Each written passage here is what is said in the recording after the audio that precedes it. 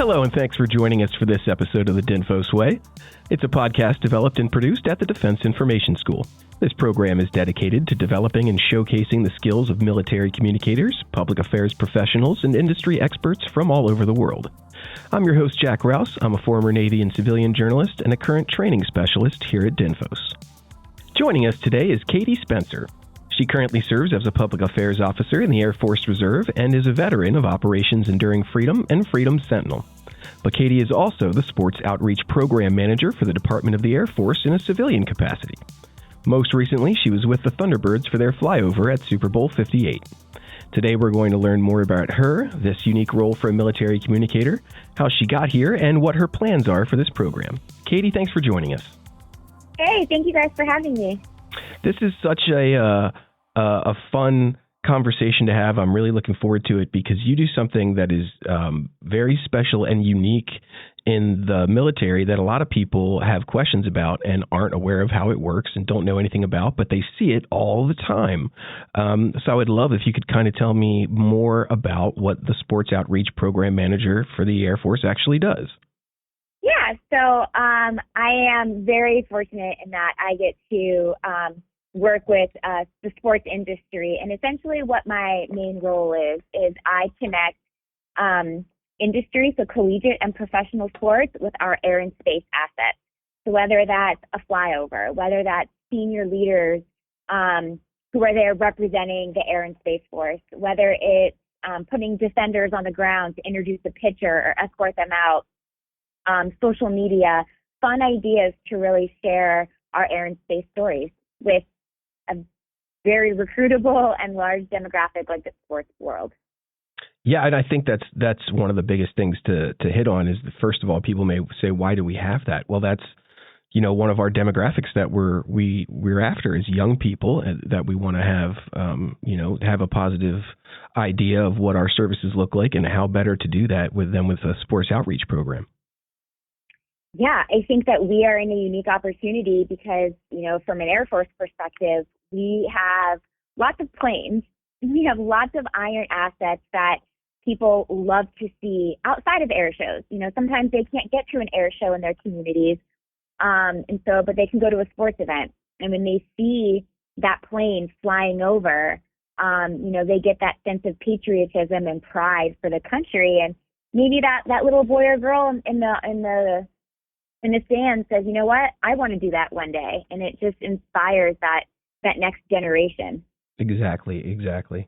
Your external audience there is extremely important, but your internal audiences as well. We have so many service members that are reminded of the importance of what they do as well when they see these flyovers and when they see the Air Force planes and the people and the pomp and the circumstance, right? So it's just as valuable to our internal retention effort, I think, as well.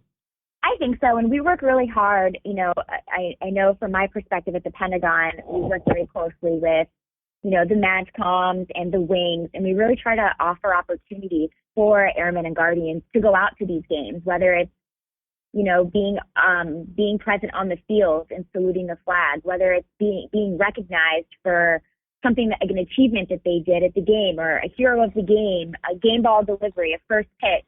We offer these opportunities to our airmen and guardians to remind them that their service matters and that what they do has an impact.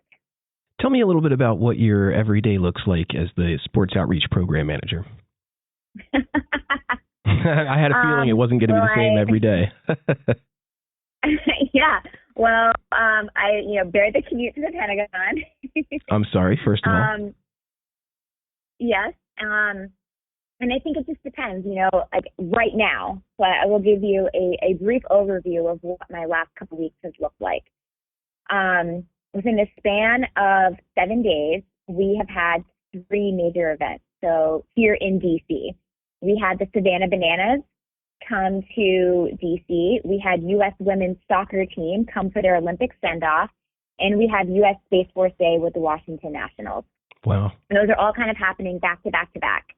And so what my role is I work with the organization, so the Savannah Bananas, U.S. Women's Soccer, Washington Nationals, and we plan out what the military role is going to look like. If it's a flyover, where that flyover is going to come from, making sure that the timing is correct for that flyover and working with the aerial control teams and the production of the organization that's hosting us. You know, if we're going to have assets on the field, so at the Savannah Banana game, we had security forces representatives escort the closing pitcher onto the field. What does that field choreography look like? You've got credentials. You've got, if we have senior leaders coming to the game, you know, we had a 2-star come and she walked the U.S. women's soccer team out of the tunnel at the game. You know, what does her role look like? Scripting, making sure that we get social media content, and just working with all of the assets to ensure that we get great coverage and representation of our assets at the game. Wow. That is so much. That is so much to coordinate. That is so much to do. Oh my goodness. Do you have a team that you work with to do that? Or is it just you? So my sole role is sports outreach program manager. Got it. Okay. And so I kind of facilitate everything, but it definitely takes a team of people, right? So when we talk about the social media coverage, I work with our internal people in the Pentagon, you know, to ensure that I'm getting them the content that they need to push out on social medias. I'm working with the wings. I'm working with, if we have senior leaders, I'm working with their security detail. You know, like it does take a village, and I'm kind of the overall facilitator of it all. Does being a major in the Air Force Reserve help you facilitate any of that, or does it give you any sort of benefits, or are the two roles just completely separate hats? No, they are very much intertwined together. I think that as I've grown, you know, I was prior enlisted in the Air Force Reserve, and then I was fortunate enough to get my commission. And so being the person that, you know, was the technical person, right? I was out there taking video and photos and writing stories. And then getting my commission, I transitioned into a leadership role. And so I learned how to delegate. I learned how to show appreciation. I learned how to mentor. And so I think in my role as a civilian, you know, I can't absorb the entire operation of like a Super Bowl operation, right? Like you have to learn how to delegate, and you have to learn to give other people the opportunities to learn and rise, because I was afforded those opportunities. So you got to pay it forward, whether it's in a military capacity or a civilian capacity. For sure. Tell me specifically, if you don't mind, a little bit about what goes into orchestrating Super Bowl flyovers, because it's something that everybody is familiar with. It's something everybody has seen, but I have always looked at those and just thought how difficult it must be to coordinate the angles, the flight path, the other planes in the area. Just how difficult is all of that, and sort of what goes into doing that?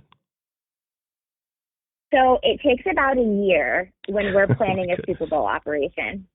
It takes about a year, and that's when we start thinking about what kind of aircraft we want. So the NFL will come to us, and, you know, we look at the location, and we look at the venue, and we try to figure out what makes the most sense, because the NFL loves a great story, and we want to make sure that we're getting our messaging out there. So let's talk about the most recent one that we just did in Las Vegas. So it was the first Super Bowl ever in Las Vegas. It made sense to have the Thunderbirds, because the Thunderbirds are the home team. They are based out of Nellis Air Force Base in Las Vegas. And everyone loves the air power, the smoke that the Thunderbirds bring. So once we decided that it was going to be the Thunderbirds, we start working, we have to get put on their schedule. Their schedule is built 2 years in advance. So we had to make sure we got on their schedule. And then it's just working closely with the NFL and ensuring that we've got our access to the stadium. It's making sure that we are coordinating the timing part of that. So we have a special aerial control team from Langley Air Force Base at Air Combat Command that specializes in these types of things. So it's making sure that they have to run a show. It's production meetings. It's the week leading up to the Super Bowl, because it's not just the flyover that we do. It's a week of operations. So we have a media day. We have a community outreach day. We have a recruiting booth at Super Bowl Experience where we bring the pilots to, and they sign autographs and take pictures. We do public affairs flights where we try to fly celebrities in the back of an F-16 and give them the full experience. This year we did an engagement with the Las Vegas Sphere. It's making sure we get a police escort, so when the pilots land at the base, that they can get back. It's the third quarter recognition. So this year we did a player intro style where the NFL came out to Nellis. We filmed a whole intro with their production team, and they aired it right before we brought 50 Thunderbirds onto the field during the Super Bowl to be recognized at the salute moment. Wow. It's making sure that we have a presence in the game day guide, that says, hey, we're doing the flyover. We work closely with Air Force Recruiting Service. They built a QR code, a Snapchat QR code this year so people could have a Thunderbird filter at the game. Access to the roof. And then there's the physical timing of it. So on game day, we are there and we have the run of show. We know exactly how long the anthem is going to be. We've got our people on the radio on the roof, talking to the people in the jets, talking to the people on the field, talking to the people in the production booth. And it all kind of comes together to hit that time over target. And the Air Force is so good at that because that's our job, is to be on time, any place, anywhere. Man, the coordination of that is mind blowing, and the fact that it takes a whole year, you saying that, was a surprise to me until you started explaining everything that goes into it, and then of course it just makes total sense, and that's just incredible. And you mentioned sort of in some other interviews that you had kind of an emotional reaction to that moment in the Super Bowl. Can you kind of talk about why that was and sort of what you were feeling when that happened? Yeah, so the interview that you're referencing, I was talking about the Super Bowl in Los Angeles. Okay. So I believe that was Super Bowl 56 at SoFi Stadium, and it was our Air Force 75th anniversary year. Big year, big time for the Air Force. Yep, we put our Heritage flight over SoFi Stadium. So our Heritage flight is comprised of a whole bunch of air power. It's our F-22, an F-35, an F-16, an A-10, and a P-51. And the Wow. P-51 leads the formation. And it kind of shows it's a visual representation of where we've been and where we're going. And the Los Angeles airspace is very tricky. SoFi Stadium is directly in the flight pattern of LAX. Mm-hmm. And there's no real airfield that's next to SoFi. So we were staged out of an Army airfield with very little resources for fifth-gen aircraft. And so the entire operation was just organically difficult because of the lack of resources that we had. And it took so much coordination. It was a joint effort because we were working with the Army. And when we saw those airplanes come into sight over the Coliseum, and they were inbound, and the national anthem, Home of the Brave, and they hit their timing, it was a culmination of all of the coordination, all of the stress, all of the emotion, and you just see it and you hear it, and like you feel like that jet, because I'm on the roof, so you feel that jet noise in your soul. Yeah. And I just, like, I wept a little bit. Like, it was just a very emotional moment to see it all come together and to hear the fans inside the stadium cheer so loud. It is a reminder that it's all worth it because people love their sports and they love their country. Mm-hmm. And to bring it together and be part of that experience is just so humbling. Of all the things that you've mentioned, you've talked about a lot of things that are challenging. What would you say is either the biggest challenge that you faced with these flyovers, or maybe the most surprising challenge that people might not ordinarily think would be something that would be difficult? I don't think there's one single challenge when it goes into coordinating flyovers for sports events or just working with the sports industry in general. I think that it's like a lot of little challenges, while the sports industry, whether it's the MLB or the NFL, they have a deep appreciation for the military. It's still our two organizations trying to come together with our different processes and timelines. When I bring a senior leader to a sports event, they want all the information weeks in advance. We want the read ahead. We want exactly what they're going to be doing, where they're going to be doing it. But a lot of times these NFL teams or sports teams in general, they live game to game. And so it's a little challenging sometimes to get all of the information up front. And it's just being flexible and adaptable with the understanding of the organizations. Mm-hmm. But I don't think there's one linear challenge. That just sounds like there's so many. It sounds like the whole thing is challenging. You're not wrong. Aside from Super Bowl flyovers, what are some other memorable experiences or events that you've been a part of in this role? So this question is coming at a great time. Honestly, the Savannah Bananas, we just did this a few days ago. I don't know if you guys are familiar with the Savannah Bananas. Yep. But I've never been to a Savannah Banana game. I obviously knew about them, and we approached them months ago when we knew that they were coming to DC. And, it's more than just a flyover. So you have to look at what the team is and offer options for in-game entertainment. And so what we ended up doing is we flew their closer pitcher, Danny Hosley, in a helicopter around DC. We have the first helicopter squadron here at Joint Base Andrews, and we flew him in the helicopter and did a whole segment where it looked like we flew him into the game. And then so they aired it in the ninth inning, it cut to black, and then we had 4 defenders escort him fully kitted up onto the mound, and people went absolutely crazy. We also were able to support them with their first flyover ever. The Bananas have never had a flyover, and so we had 2 F-22s from First Fighter Wing at Langley come over the game, hit their timing perfectly. The Bananas had never experienced a flyover. A lot of their fans don't really go to regular sports games, so they had never seen a flyover before. It was the loudest crowd I have ever heard. That's amazing. Cheering for a flyover, and just the organization in general. So that was something that was really fun. It was really unique. We were able to see the vision go from, paper to field seamlessly. So I think that moment will forever stay with me. For folks who don't know, they are sort of the Harlem Globetrotters of baseball. And they're known for kind of being humorous and funny and having a good time, while also being a ridiculously good baseball team.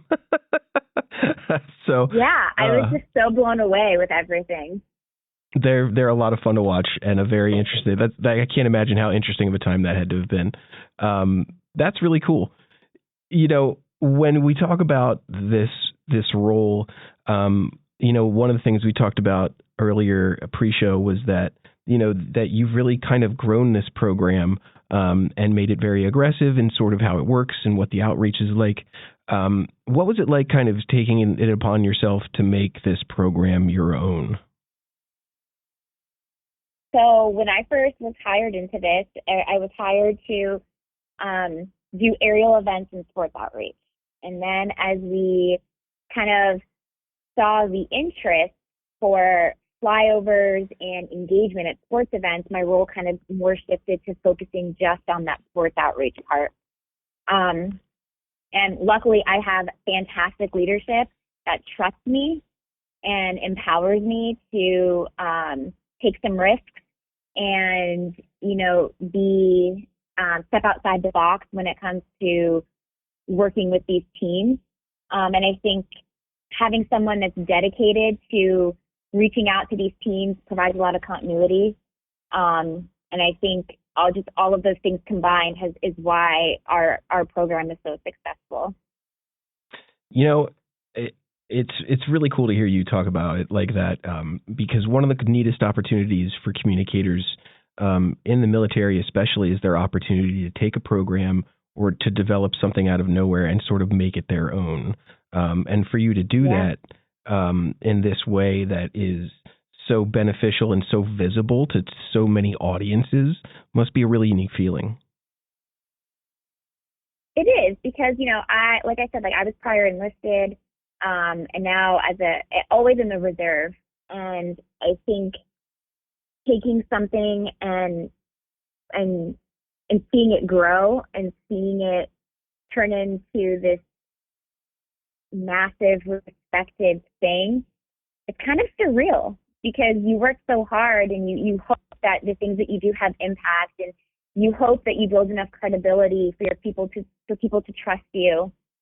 And it doesn't come without setbacks. It doesn't come without, me being mentored a few times on things that I can do better and getting feedback.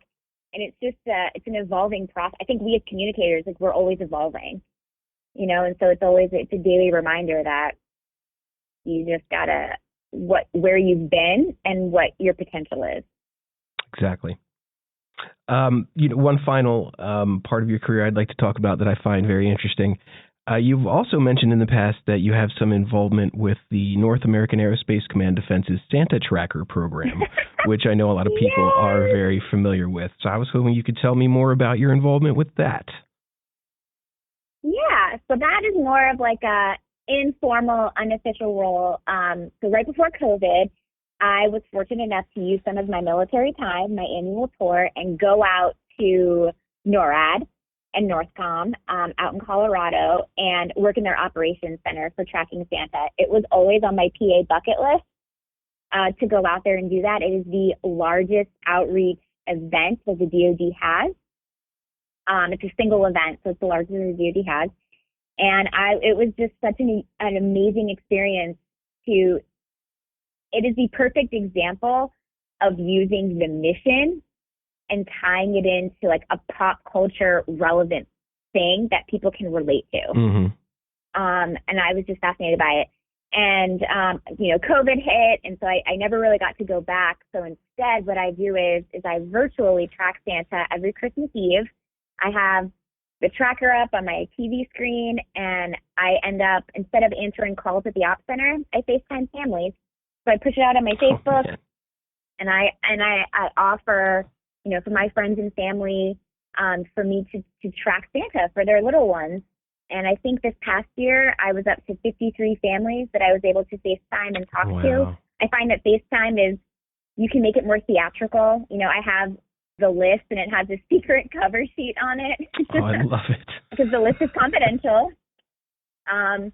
And it's really cool. And I'm able to explain how we track Santa, why we track Santa, and it gives some context for these kids. Because a lot of my friends and family are the military, and so it gives context for these little ones, for what their parents do and how they support our country. And it is one of my favorite traditions that I do. That's so cool. You've someone who has worked with in the sports industry now in all of these incredible events, and then with Santa Claus, you've certainly met some very interesting people and had some very cool experiences. What advice would you give to service members, or not even service members, folks who are thinking about joining this profession, folks who are thinking maybe about joining the military to do our jobs, folks who are just in the communications field and are interested in doing the kinds of amazing things that you've done? What kind of advice would you give them on getting into the kind of position and doing the kind of things that you're doing?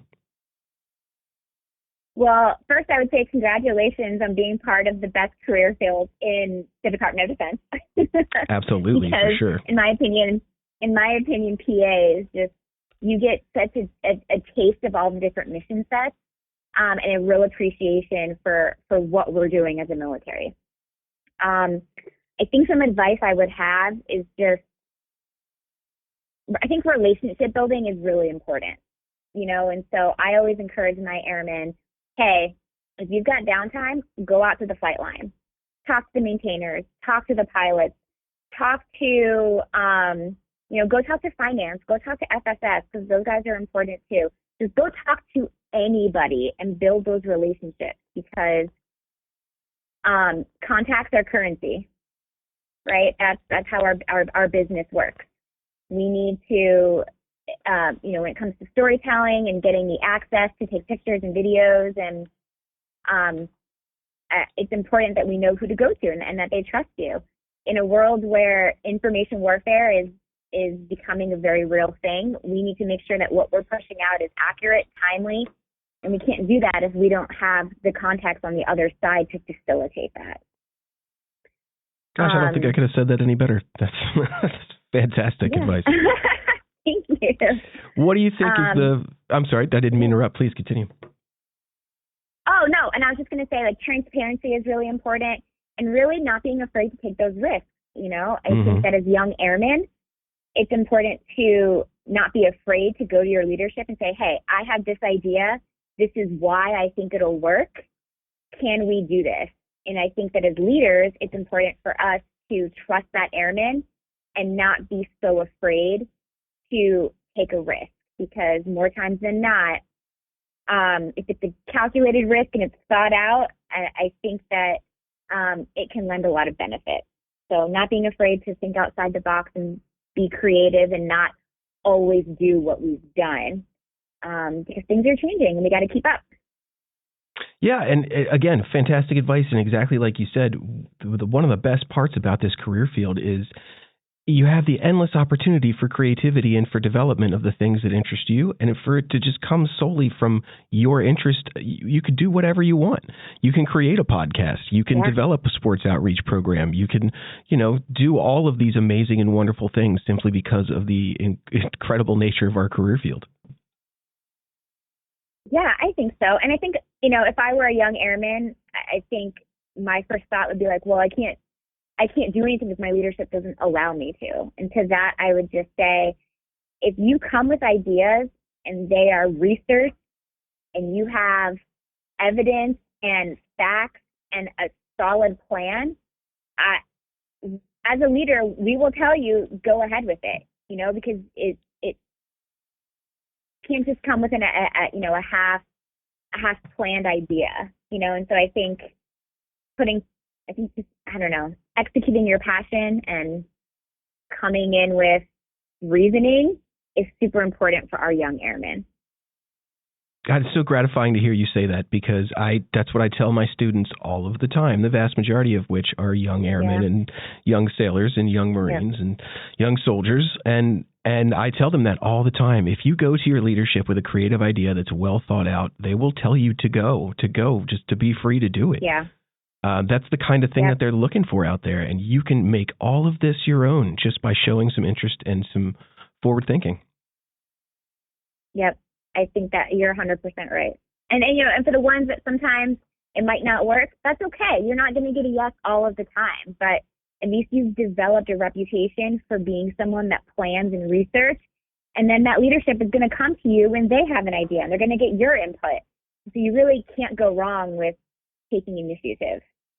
100%. Absolutely. What do you think the future of not only your program, the sports outreach program, but public affairs as a whole sort of looks like as we move towards this uncertain information future that we have in front of us? Ooh, I do not even know how to answer that. That is a very heavy question. I don't know. I think that if you were to ask me 10 years ago when I started this, to build this program up, I definitely would not have told you that I would have gone to 5 Super Bowls and done the things that, that we've been able to achieve.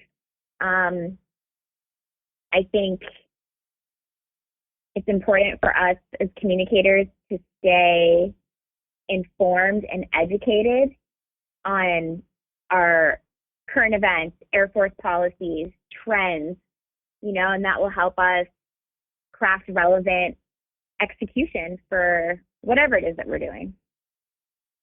Excellent. Yeah, no, I totally agree with you. And it is that being well-informed aspect that I think is going to lead us into the future. Yeah, and that's a hard thing to do. Like, it's hard to stay informed because there's so many avenues of information that's out there. The information environment is wild. Like, it is large, it's comprehensive, and that's a hard thing to do. But we're lucky that we have the tools and resources to make it happen. Absolutely. And we have some of the best people in the world doing the job for us in our services. And so I think it's going to be just fine. We are well prepared and well researched and well informed. And I think as uncertain as things are, as long as we continue to stick to the fundamentals of our roles, we can never go wrong, which I think is one thing that that our public affairs career field has just shown time in and time out. Yeah, and I think evolving with the trends too, because what I learned at DINFOS in 2009, going through the DPAS course, is not necessarily how we're going to implement things, 15 years later. Absolutely. Well, I have one last question for you. It might be the most important one, but only to me. So how can I either get on the field at the Super Bowl or meet Santa? Can you hook a brother up? Like, can you help me out, man? If I had $1 for every time somebody asked me that, I would be very rich. Yeah. I wish that I could tell everybody, like, hey, come on the field. Let's all enjoy this experience together. But, my comment to that is you can be part of it and watch on social media and live vicariously through us. Absolutely. That is a fantastic answer. Or you can FaceTime me on Christmas Eve, and I'll tell you where Santa is, and you can plan a meet and greet. I might hold you to that too, ma'am. You never know. You've got to always shoot your shot, right? Hey. Oh my goodness. You know what? There's that. That's the advice I give to the airmen. Shoot your shot. Absolutely, because you never know if it might get you on the field of the Super Bowl or you might get to meet Santa. You just never know. you never know. You know what? Let's combine them. We'll do a flyover of Santa's sleigh over the next Super Bowl. Why? How have you actually not ever done that? Is my question. Yeah, I mean, Santa has Santa magic, so we never know where he is at any given point. So it's very likely that he has done a few recon missions over sports events to see who's being naughty or nice. Before I let you go, ma'am, did you see the Dude Perfect video that came out the other day? And if so, did you have anything to do with that? I did see it, and it was very cool. And our entertainment liaison office did a lot of planning with that. So shout out to them. They're always doing fun projects and stuff in Hollywood and with influencers and stuff. So while I specifically had nothing to do with it, our community outreach at SAS PA handled that. What a cool thing, and what a smart idea for recruiting it was to work with them to do that. And I can't imagine how much effort it took to do all of that and not kill anybody. That looked very involved and well thought out and well planned. I was watching that whole thing just thinking to myself how hard it was for some PA team to do that. I mean, it takes a lot. And, like, when we talk about, like, the evolution of where we're going, like, you look at influencers and content creators, and that Dude Perfect engagement got more attention on it than likely, like, a media piece with Air Force Times. No disrespect to Air Force Times. They do great work. But, you got to look at your audience. And, if we're looking to recruit, the Dude Perfect is perfect because it hits that audience. And so, traditional media versus this new world of influencers and content creation. It's really fascinating to see how it all comes together. Yeah, that video currently at this moment stands on YouTube with 5.2 million views. That's many people that has reached. That's crazy. And they have 60 million subscribers. So that was quite the get for the United States Air Force. So hats off to the education liaison team, or the entertainment liaison team. I'm sorry. They did a fantastic job with that. Yeah, how and the smart base. that was. And the base. Where did they shoot that? Yeah, and the base too. The base did a great job. Yeah. I think it was at Altus, I think. Yeah, they did a great job. They made the pilots look super cool. They did a great job helping the Dude Perfect team focus not only on the Dude Perfect actors, but also on the service members that were there, the equipment they were using. It was just really well done, back and forth, give and take, and just an excellent example of PA professionals at work. I thought it was great. Yeah, we love a good, solid PA engagement that goes right and is received well. We love that. Well, ma'am, thank you so much for joining us. It's been a lot of fun talking to you. You have such a unique role, both in the Air Force Reserve and in the civilian world down there at the Pentagon, that it was just really interesting to hear you talk about it. And I really thank you for joining us. We appreciate it very much. Thank you guys so much for having me. It's been a blast.